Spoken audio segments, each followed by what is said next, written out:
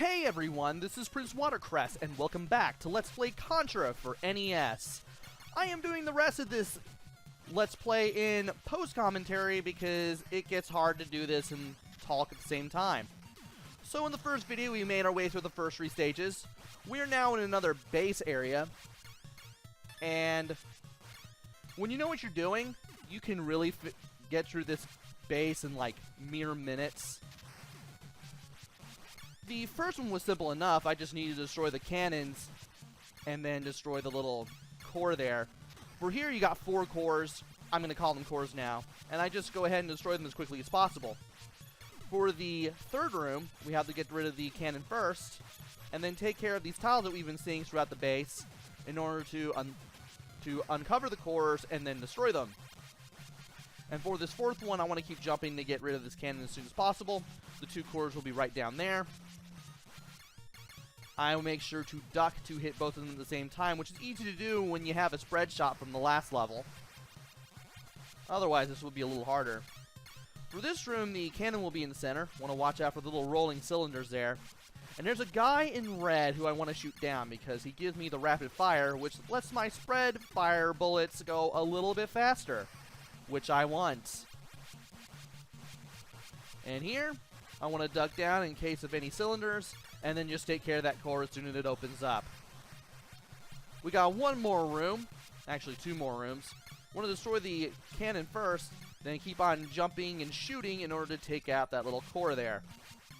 I don't exactly know what you call them. I'm just going to call them cores. And now we got a big core. I just take care of the 2 cannons at the sides, and then I just walk back and forth to avoid enemy fire as well as the fire from the cannon up top. And there we go. Now, we got to get rid of the 3 panels in front of us, but we also want to get rid of the 3-way turret that is also above us as well. There are some red guys who will stand and shoot, and we can take care of them fairly easily. But there are some blue guys who will also drop down, and I destroyed all the panels quickly enough that they didn't even show up. Which leads to these 2 robot heads. They just phase in and out of existence, and when they're combined, when they're solid, you can shoot them. All the while, there will be these homing shots. You can shoot them down, but I also recommend jumping over them in case you can't shoot them down. If you have the spread shot, this is pretty simple. Otherwise, you're going to have to do a lot more dodging in order to get away from the homing shots and also get shots on the bosses. And now it's time for stage 5, which is the snowfield. There are a lot of bombs dropping out of the trees. You don't want to touch those. You don't want to touch the explosions that they create. You also got these guys on turrets. I also make it a priority to take them out as soon as I see them.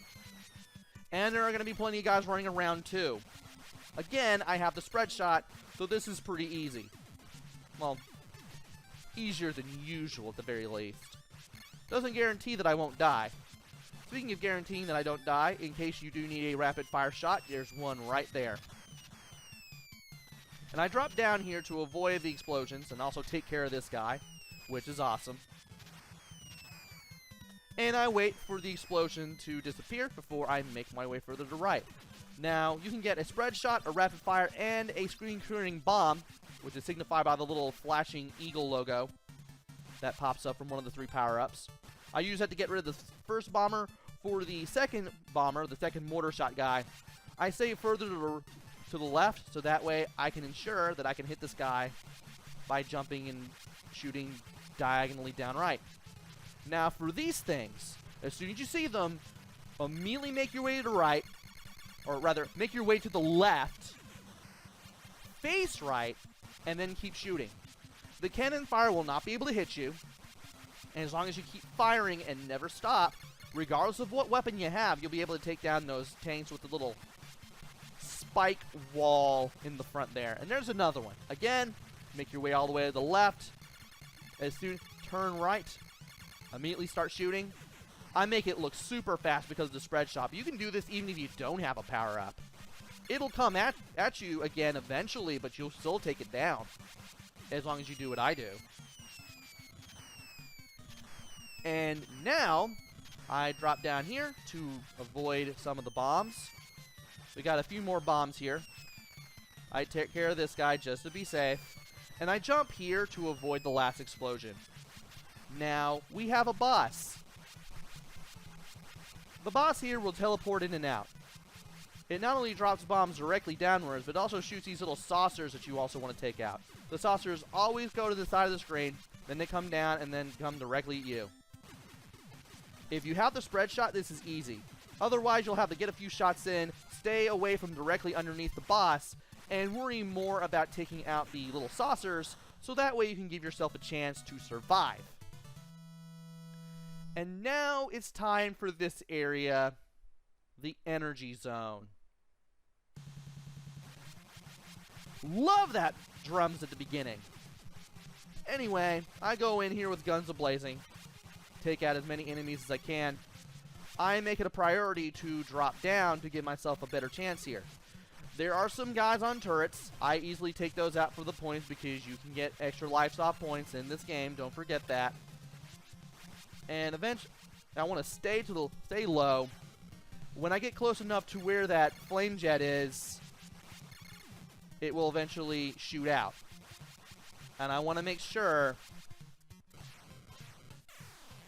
that it goes back up before I jump to the right.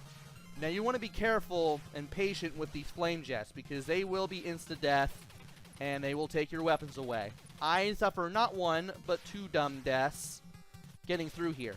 Now if you jump to the right at the very edge here, you can go all the way to the ledge there. I screwed it up, but I make up for it by waiting for the barrier as soon as I shoot the power-up panel down, so that way I can grab it. And I give myself a little bit of invincibility. I give myself a little bit of a safety net. So in case you don't make the jump that I was talking about, you can always grab that. And I just waited for that flame jet because I didn't even know how much invulnerability I had left. It was a good thing I played conservatively because it ran out right after that. Just soon after. And I stayed in the middle here. There's a short flame jet. That guy didn't kill me, amazingly. And I drop down. As soon as this flame jet goes up, I immediately jump to the right. Don't jump from the platform above. You will get hurt. Because it goes up and down very quickly. And here's the boss. When he moves towards you, jump over him. When he jumps up, be ready to shoot him, and also be ready to avoid the little spiked discs that he throws at you as well. He turns from blue to purple to red, and when he's red, he's near death. Again, if I had a spread shot, this would be easy, but I don't, so I play a little conservatively.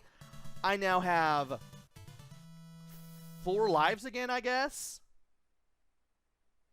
No, 5. Cool. Stage 7 is the hangar.